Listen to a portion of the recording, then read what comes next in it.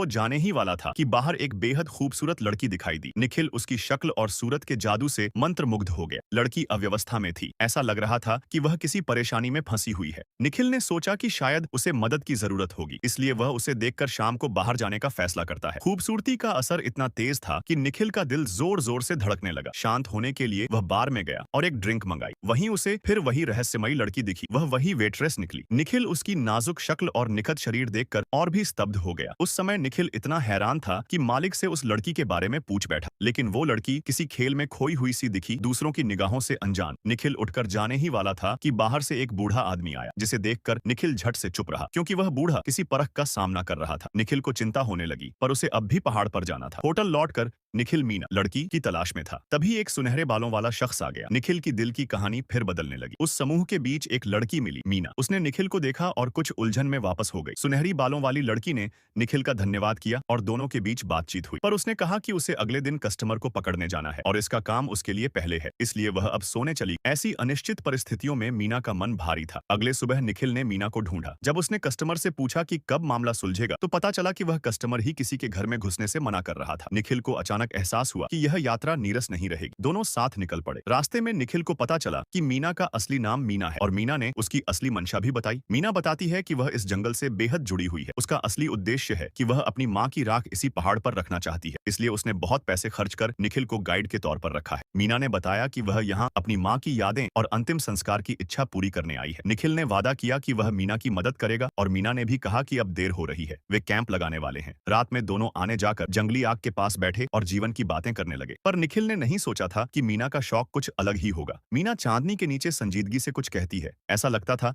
जैसे चांद ने उसे कुछ दिया हो। पर मीना अचानक शर्माई और लाल कोट पहनकर तंबू की ओर चली गई। उसने जानबूझकर थोड़ी दूरी छोड़ी। निखिल ने उसे समझ लिया कि वो कुछ भावनात्मक बहाव से गुजर रही है, लेकिन मुख्य लक्ष्य टालने लायक नहीं था। सुबह होते ही दोनों पहाड़ की ओर निकल पड़े। लंबी यात्रा के बाद वे पहाड़ की तलहटी तक पहुंचे, पर ऊपर चढ़ने से पहले निखिल ने नीचे कुछ खतरनाक पैरों के निशान देखे। वह समझ गया कि यहाँ खतरा हो सकता है। सुरक्षा की खातिर निखिल ने मीना से नीचे रुकने को कहा और खुद ऊपर जाकर हालात देखने लगा। जैसे ही वह ऊपर पहुंचा और दूर तक दूरबीन से देखा, वह चौंक गया। उसने एक भारी सैनिक पहने आदमी को देखा, पूरा कवच पहने। खतरे को देखते हुए निखिल ने बंदूक उठाई और धीरे धीरे आगे बढ़ा। उसने देखा कि वह आदमी एक संदूक ले जा रहा था और संदूक खाली नहीं था। जब निखिल ने संदूक खोला तो उसमें कई चाकू और धन भरे हुए